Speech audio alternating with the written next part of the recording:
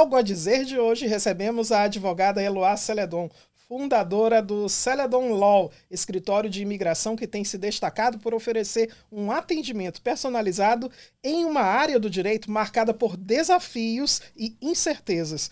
Com a atuação voltada à defesa estratégica de imigrantes, sua prática demonstra que cada caso exige mais do que conhecimento técnico, exige sensibilidade, precisão e compromisso real com a história de cada cliente.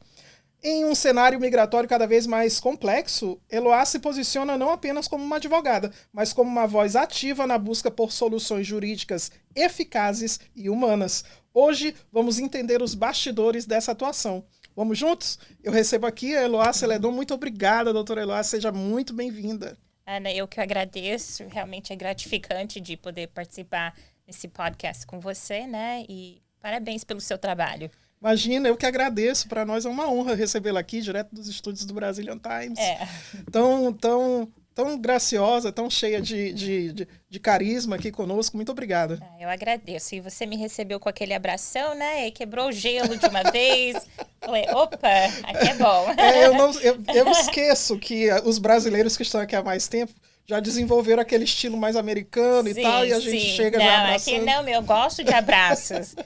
Até no escritório, né? Eu abraço todo mundo, abraço os clientes, porque eu acho que com esse mundo que vivemos, né? E pela tudo que está acontecendo, a gente tem que se abraçar, né? É algo muito especial. É bom, é uma marca do brasileiro que faz diferença. Realmente. Mas a gente está falando aqui, você está aqui há muito tempo?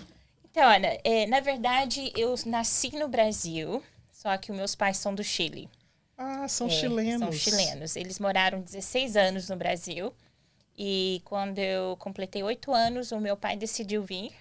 Né? Ele tinha um chamado, ele é aposentado, né, como pastor. E na época que ele veio, ele chegou aqui em outubro de 1991. Né? Então, naquela época, você não chegava a ver muito brasileiros e tal. E ele, na verdade, na minha infância, eu achava que meu pai era brasileiro. Porque ele é mais ou menos da minha cor, né? E ele fala muito bem o português. A minha mãe, ela é um pouquinho mais clara, e sou de Minas, né? E ela falava um espanhol com português e achava que ela era estrangeira. Então, só para você ver que realmente o meu pai, ele abraçou o Brasil, porque quando ele iniciou o ministério aqui, como pastor, ele fundou uma igreja brasileira.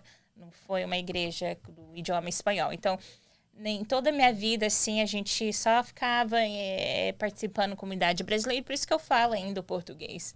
E fala muito bem. Eu agradeço. E não é fácil, porque às vezes eu me pego assim, ai, Jesus, eu acho que eu tô falando algo errado, né? Ah, então ele veio por uma missão, realmente. Ele veio por uma missão, e em janeiro de 92, eu nunca esqueço, tava nevando. E chegamos em Boston, né? E meu pai lá no aeroporto com casacos, né? E eu achei lindo demais, que a primeira vez que eu estava vendo neve, tinha 8 anos na idade, e eu sonhava de ver neve.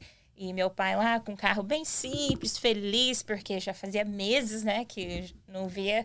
E foi realmente, eu não esqueço desse dia exato, né, de vê-lo, de poder estar realmente aqui nos Estados Unidos. Que legal. Uhum. E você, como foi, assim, para começar e estudar? Porque com 8 anos você já chega alfabetizado. Sim.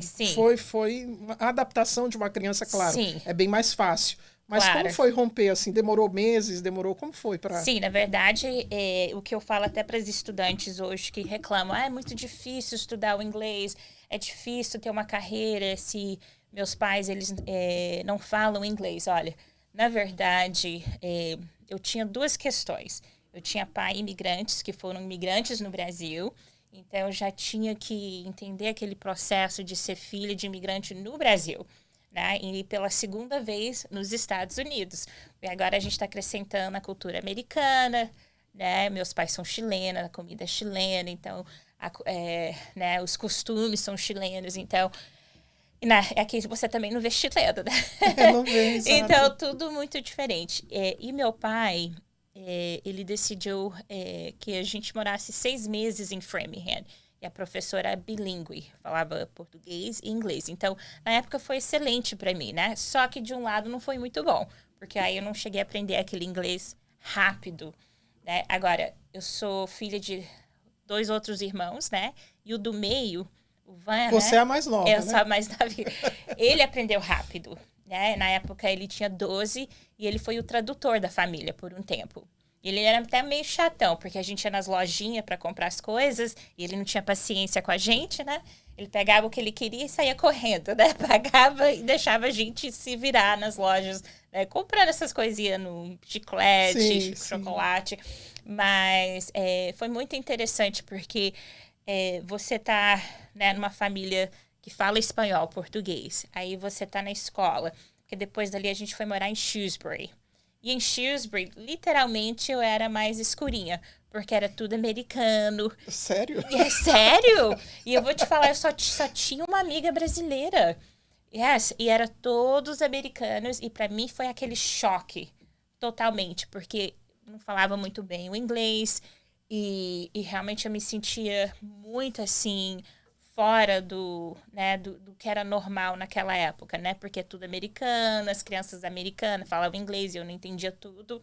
Mas eu rompi, graças a Deus. Eu aprendi depois, mas eu não fui a primeira a aprender o inglês aqui, não. Foi o irmão do meio. Foi o irmão do meio. Mas quem tá aqui é o Van. É o Van que tá ali. É o irmão mais velho. Não, ele é do meio. Ele é o do meio? E eu tenho uma que é a irmã, a Leda, que é a mais velha. Só que se você comparar eu com ela, você nem percebe, né, que ela é mais velha, né? Muito...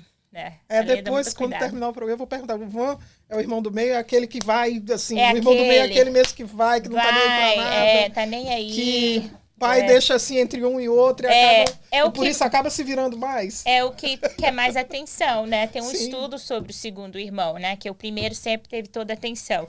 Aí quando chega o segundo, né? Tem aquele, olha pra mim, ele era assim mesmo, bem assim pra frente. Isso ajuda a pessoa a ir rompendo na vida mais fácil. Parabéns.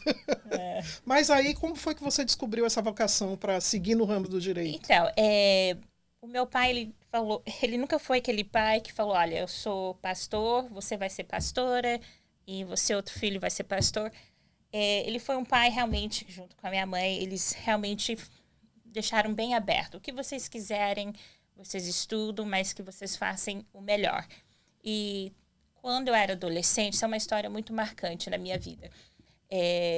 Houve um advogado na comunidade que realmente ele só fez coisa errada, tirou dinheiro das pessoas, e eu vi isso acontecer, né? Na época que eu era adolescente. Eu me sentia muito pequena na época, porque adolescente... eu não tinha, assim, conhecimento de leis, eu não sabia como poder ajudar essas pessoas. Eu vi amigos, pessoas que eu conhecia que perderam dinheiro com esse advogado. Aí eu falei, um dia eu quero ser uma advogada, só que eu não tinha planos que depois da faculdade eu ia estudar. Só pensei, um dia eu vou ser advogada. E quando eu tinha mais ou menos 18 anos, eu fui fazer um trabalho voluntário numa ONG que ajuda refugiados em Worcester.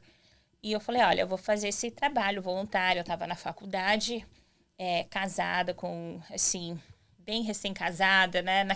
A gente não pensa, né? A gente casa novo e faz tudo, quer fazer tudo.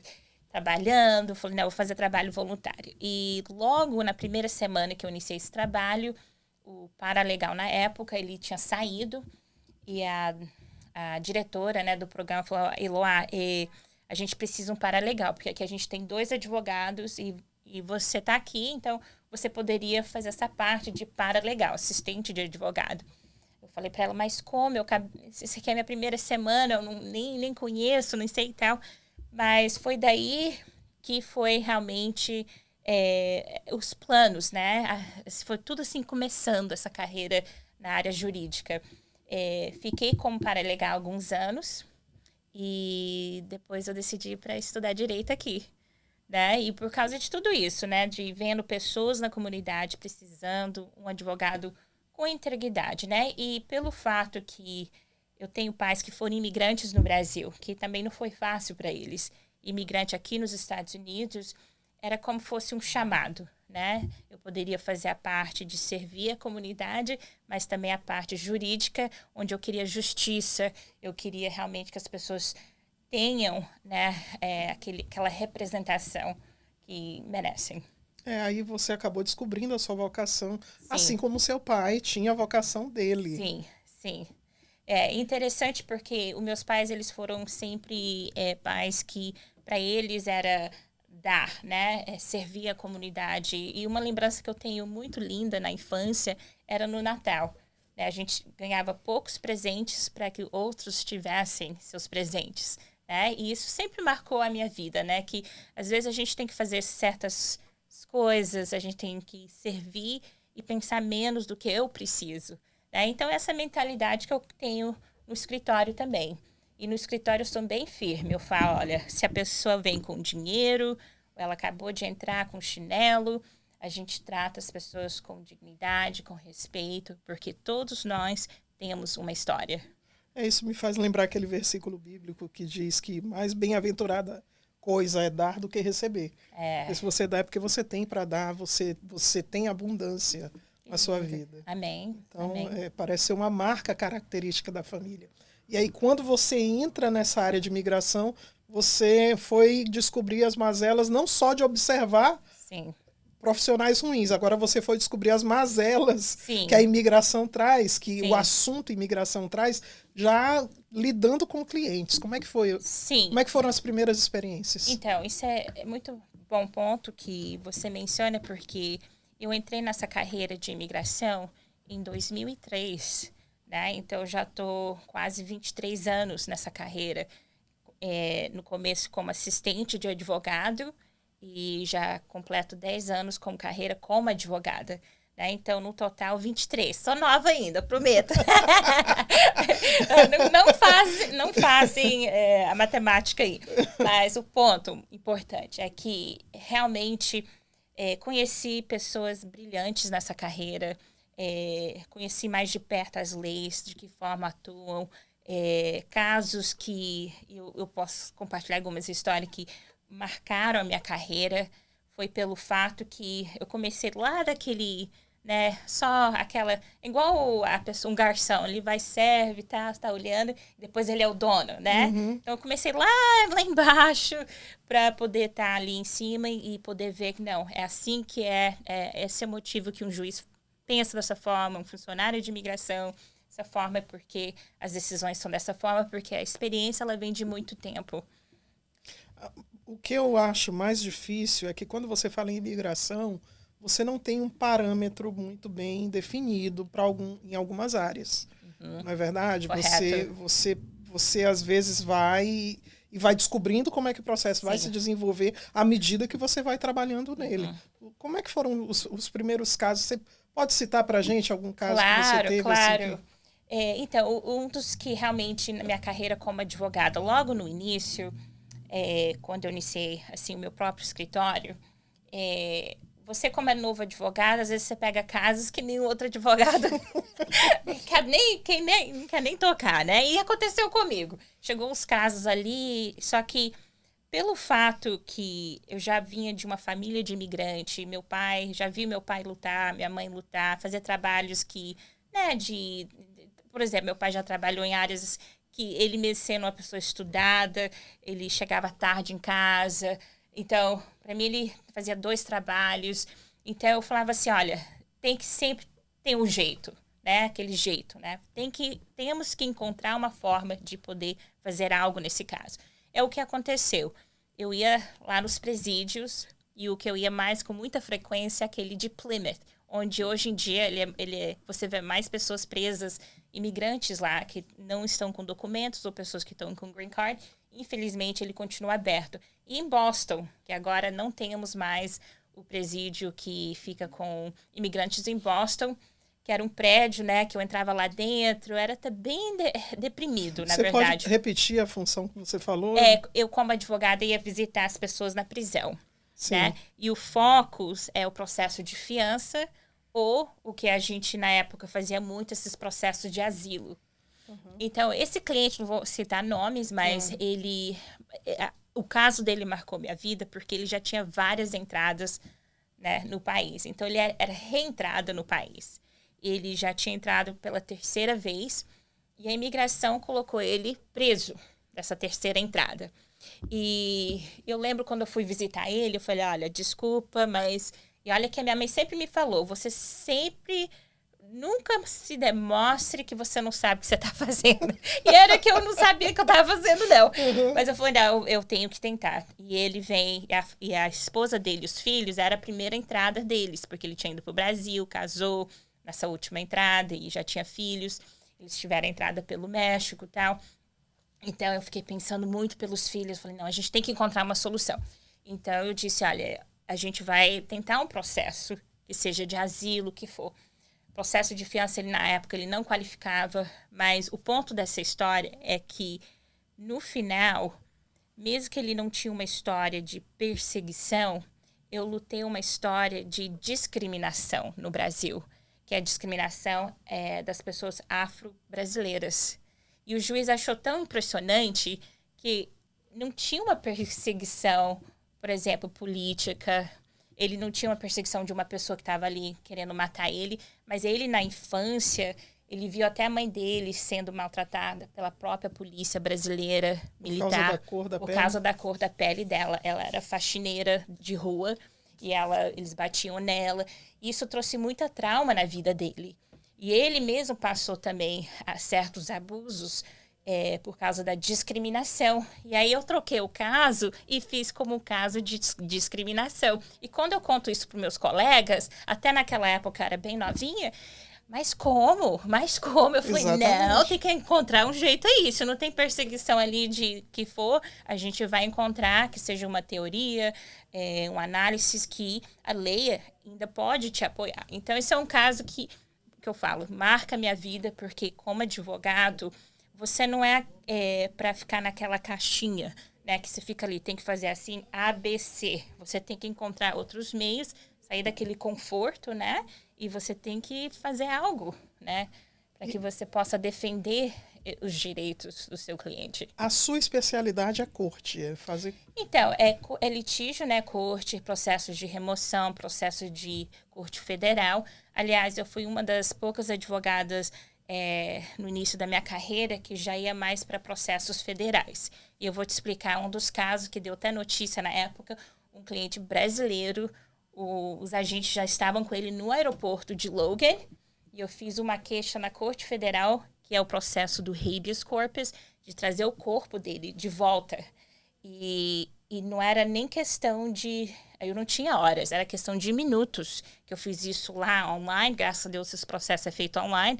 E o juiz federal de Boston pediu para que ele retornasse, né? E ele já estava para entrar no avião, né? E Deus foi muito misericordioso nesse processo, que aí no dia seguinte, de manhã, é como se fosse um filme. Eu entrei na sala lá da audiência e aí eu vi ele entrando, né? Ele estava todo algemado, tal, não tinha nenhum histórico criminal, mas ele tinha um processo de imigração bem complicado. E eu disse, Jesus amado, como eu cheguei a esse ponto, eu não tinha nem... Não era aquela advogada que tinha anos e anos de experiência. E eu lá, nem aí, né? Fazendo de conta que eu tinha. Eu já não sabia nem tudo que eu tava falando, mas eu falei muito. Coloquei até um agente para depor. Eu fui assim, né? Bem assim. Isso é um, como se diz, um atributo que eu peguei da minha mãe. A minha mãe é assim. Ela é muito assim. Ousada. Totalmente. Para ela não tem um não. Então... Ela vai dar um jeito de descobrir e você acabou herdando isso. Correto. Mas você falou em habeas corpus, né? Sim. No Brasil, a gente tem um sentido um pouquinho diferente, se eu não estou enganado. Eu precisaria me lembrar melhor. Sim. Mas aqui, como foi que você pensou nessa estratégia? Sim. Você já tinha ouvido falar, já tinha lido algo a respeito, ou de repente foi algo que o Espírito Santo te deu ali e ele direcionou na tua atividade profissional essa luz? Ouvi falar e aí eu entrei em contato com uma senhora advogada que na época, hoje ela não tem o seu escritório, mas na época ela tinha. E eu falei, olha, eu nunca fiz um habeas corpus. E eu estava dirigindo, eu nunca esqueço, é como se fosse um filme. passa para mim algumas mostras do seu trabalho. Ela falou, não, eu vou te passar por e-mail, mas você tem que fazer agora, porque o clerk, o assistente do juiz, já vai fechar. Era tipo o final do dia. Sim. Eu falei, tá, eu vou chegar no escritório. Nossa, foi coisa assim que realmente foi um milagre. Eu fiz lá, como eu já tivesse feito muitas vezes, era um processo simples, era nada. Eu estava totalmente focada, eu tinha que apresentar, sabendo que o cliente estava indo para ser removido, e nisso o processo alcançou. E porque esses processos de habeas corpus sempre tem um juiz federal que fica de plantão, ele ordenou que parasse a remoção desse cliente. Então, o habeas corpus, na verdade, ele é um termo que é traduzido como para você trazer de volta o corpo, né? E normalmente funciona em casos criminais, né? A gente vê muito em processos de pessoas que estão respondendo um caso criminal, está fora de estado, ou a pessoa está detida e tem uma audiência. Então, os advogados criminalistas usam muito esses processos. Na área civil da imigração, também é visto como uma opção. E você não pode ir perante um juiz de imigração para fazer um habeas corpus. Você tem que ir perante um juiz federal daquele estado onde está o corpo da pessoa. Então, em contexto com a imigração, o que a gente vê hoje em dia, pessoas que estão entrando em detenção aqui em Massachusetts, o advogado que está encarregado tem que apresentar logo um habeas corpus para que não seja feita uma transferência dessa pessoa para um outro estado, como Louisiana, como Texas, que ali os juízes para processos de fiança é quase impossível. Então, o habeas corpus aqui, ele serve mais como uma medida protetiva para você não ser transferido para outro estado, não para você ser posto direto em liberdade. Correto. E pode que seja, porque o juiz federal ele tem duas opções. Ele, em questão se a pessoa pode sair realmente de detenção ou não, ele pode mesmo liberar a pessoa, ou ele pode que seja feita uma ordem para que o juiz de imigração faça uma audiência de fiança. Então, ele coloca certos termos, condições. Por isso que você vê pessoas que saem rápidos. Ah, meu amigo saiu em 2 dias. E pessoas que ficam meses e meses. Isso depende muito quem é o juiz que pegou o caso. E aí que demora mais tempo. Como se diz lá no Brasil, cada cabeça uma sentença. Sim, sim. Mas, porque no Brasil, eu estou achando interessante essa comparação. E todas as vezes que eu me debruço sobre algum assunto jurídico, eu tento traçar essa comparação, porque eu acho que facilita o entendimento. No Brasil, o habeas corpus ele acaba sendo eles chamam muito de remédio constitucional, para garantir a liberdade da pessoa de ir e vir enquanto o processo está rolando. Claro. É mais ou menos semelhante aqui, como correto. você explicou. Quais são as outras áreas que o escritório também defende? Olha, temos a maior parte dos casos do escritório é processos, por exemplo, de legalizações que seja de visto juvenil, processos do VAWA, né, violência contra que seja mulher ou homem. Aliás, é algo que eu ia comentar. Muitos pensam que é só mulher, né?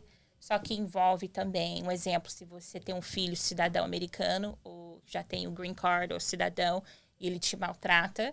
Então, não necessariamente tem que ser um cônjuge, né? Pode ser um filho, pode ser um pai, né? Se você tem um pai cidadão, o residente é um processo que você pode conseguir a legalização onde você mesmo faz o processo, né? E a gente vê esses números, especialmente na época do Covid, pós-Covid, aumentaram muito no escritório, né? Onde a pessoa, né, o que a gente mais vê é casado com alguém que tem status e sofre certos abusos, que seja físico. Eu vou te falar, assim, uma história muito triste que eu tive. Eu era uma cliente que estava em detenção em New Jersey. Eu nunca esqueço essa história. Isso foi muitos anos atrás, que ainda a gente vê casos bem parecidos. Ela casada, mas o esposo tinha vícios muito fortes de drogas. E ele também era viciado em pornografia. Então, isso afetou muito a saúde mental dela. E ele não era aquele homem que batia nela, mas ele estava realmente maltratando ela emocionalmente, né? Era um abuso emocional. Emocional. E a juíza ficou muito de acordo nesse processo, porque eu não tinha provas de que ele batia nela, não acontecia. Aliás, ele, a maior parte, parecia um bom marido, né? Mas, do outro lado, ele entrava num outro mundo que isso assustava ela, né? Deixava ela sem dinheiro, né? Ele tirava o dinheiro, roubava o dinheiro dela, que ela trabalhava com limpeza. E esse caso foi aprovado e ela saiu de detenção e hoje é uma pessoa legal no país. Então, processo de VAL. E o visto U, que você deve já ter conhecimento, é onde a pessoa ela sofre um crime dentro dos Estados Unidos, né? E não precisa ser de uma pessoa conhecida, né? Uns exemplos, você está andando na rua e alguém te dá uma pancada na cabeça, um desconhecido, e você faz um reporte, ou uma pessoa que viu fez o reporte. Mais importante que tenha um reporte da polícia. Então, a gente tem esses processos de legalizações, processos de emprego, processo de visto religioso. Um dos outros processos que eu mais gosto é visto de noivo. Né? Eu sou apaixonada quando eu vejo, como que você conheceu na internet? Mas... Então, esses casos bonitinhos, né? Sim. Que eu acho que eu gosto, especialmente quando eu faço assessoria, né? Que a gente tem clientes também da Europa, de outros países, né? E eu acho muito lindo quando, da forma que se conhecem e aquele amor, né? Que tem que entrar no país. Processos também de pessoas que deixaram filhos no Brasil e agora estão legais dentro do país. E a gente faz aquele processo consular. E aqueles processos da pessoa que entra pelo México, né? E hoje em dia é casado com uma pessoa que tem status, que seja cidadão residente, aquele processo do perdão. Né? Waiver, né? É o waiver. Eu queria perguntar, eu vou perguntar para você, melhor dizendo, que quem queria não quer, né? Eu pergunto para você o seguinte, a gente sabe que cada administração trata a imigração de um jeito diferente. Sim. E o que eu ouço muito no meio jurídico aqui, que lida com a imigração, é que certas causas, certas petições hoje, elas não estão sendo aprovadas como no governo Biden, por exemplo. Sim. Como no governo anterior. Por exemplo, os próprios vistos de asilo, parece-me que a administração está dando muito mais ênfase para vistos de trabalho do que para vistos de asilo. Sim. Isso é verdade? 100%. E se for, ainda é possível alguém que chegou aqui e de repente tem uma causa válida procurar o escritório e dizer assim, olha, eu quero tentar o visto de asilo? Claro, o que eu quero, isso é muito importante que você tem esse ponto, porque a gente escuta direto, não tem asilo para brasileiro. Mentira, a gente até hoje ganha asilo para brasileiro. O asilo tem muitos não sabem disso, existem 3 tipos de asilo. O asilo onde você apresenta ele dentro de 1 ano da sua entrada. E se você ganha ele, você entra no processo de legalização. Tem o asilo que você deixou passar aquele prazo de 1 ano e você não encaixou na lei da exceção. As exceções são, você contratou um advogado, o advogado esqueceu, abandonou o caso, ou você achou que a pessoa era advogada, a pessoa fez mal feito, não enviou formulários, ou você sofreu uma trauma que... Até hoje é um dos casos, esses seriam outros casos mais favoritos que quando eu vejo que tem essa exceção, pessoas que foram vítimas de abuso sexual na infância, pessoas que foram vítimas de maltratos, a violência dentro da família, ou de um parceiro, de um esposo ou esposa. Então, na lei do asilo, se você sofreu tanta trauma, Departamento de Asilo, eles podem te perdoar por não ter apresentado dentro de 1 ano. Porque se você não consegue convencê-lo a razão, né, que você não apresentou dentro de 1 ano e você ainda ganha esse asilo, é porque um juiz aprovou. E nisso, o único benefício é você poder renovar o seu permit de trabalho. E o 3º tipo de asilo é uma proteção que é debaixo da Convenção contra a Tortura. Então, se a polícia no Brasil deixou de proteger você, e somente 0,003% são aceitos, 3% em todo o país por ano é aceito. Então, é muito raro você conseguir um caso onde a polícia, onde pessoas que eram para agir em proteger você, que é do governo, deixaram de te proteger, deixou continuar a questão do maltrato, do abuso. Isso é muito, muito difícil. Você convencer um juiz, olha, a polícia no Brasil não me protegeu. É muito difícil. Aí as pessoas, às vezes, a gente precisa entender qual o parâmetro. Correto. Porque, por exemplo, se nós formos generalizar, qualquer pessoa que sofreu um assalto no Brasil, que é uma coisa muito comum, Sim. acha assim, olha, eu ouvi a doutora Eloá dizendo Sim. que a polícia não me protegeu, então eu sofri um assalto, eu posso entrar. Não chega nesse ponto, não é Sim. verdade? Sim e não. Como eu disse, eu gosto de criar teorias, né? Porque se você vai só em histórias que foram aprovadas, você tem a oportunidade de criar novas histórias para que o juiz ele possa considerar. O importante é que você encaixe nos elementos. Por exemplo, asilo, você tem que demonstrar um elemento muito importante, é que você é uma pessoa na sociedade que a sociedade vê que você seria uma pessoa que pode ser perseguido. Um exemplo, você vem de uma família muito rica no Brasil e essa família constantemente tem ameaças, extorsões, elas não conseguem viver em paz. Um exemplo, tá? Então, na sociedade, a gente sabe que aquela família, por exemplo, família Pereira, que mora em tal rua, são pessoas que estão sempre sendo perseguidas, saem da rua, estão sendo assaltadas. Então, na lei do asilo é interessante, você só tem que encaixar essa história. Por isso que você vê muitas pessoas falando, nossa, o meu amigo, não sei se ele mentiu, mas ele ganhou asilo. Talvez ele não mentiu, é o advogado que conseguiu fazer alguma teoria ali, que encaixou e convenceu o juiz que realmente ele seria uma pessoa que estaria sendo perseguido se ele volta para o Brasil. Olha, tem assunto. Não, tem assunto demais, né? Parece que eu não falo muito, né? Nossa, eu tem muito assunto. caladinha aqui. E foi bom porque a gente explorou um aspecto diferente de asilo e certos processos que, embora o brasileiro tenha aquele queridinho que é o EB2NW... Sim, e que é muito cuidado com isso. Outro bom ponto, porque... Eu não vou falar de escritórios, de advogados, mas muitos entraram. Eu falei desde o começo do esquema do National Interest Waiver, do NIW, tem que falar certinho.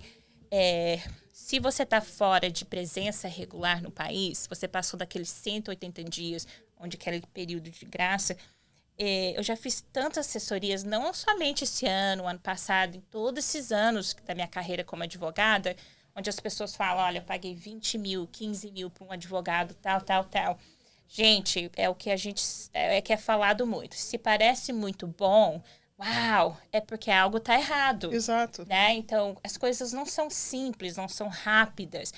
Se algo está muito assim, uau, né? Porque você viu no Instagram, ali, olha, o advogado falou que você consegue através... Ok, pega essa informação, consulte com um advogado que tem uma boa reputação na comunidade, vai no Google, estuda o perfil do advogado. Não, agora eu quero consultar. E eu tenho muitas dessas assessorias, doutor lá.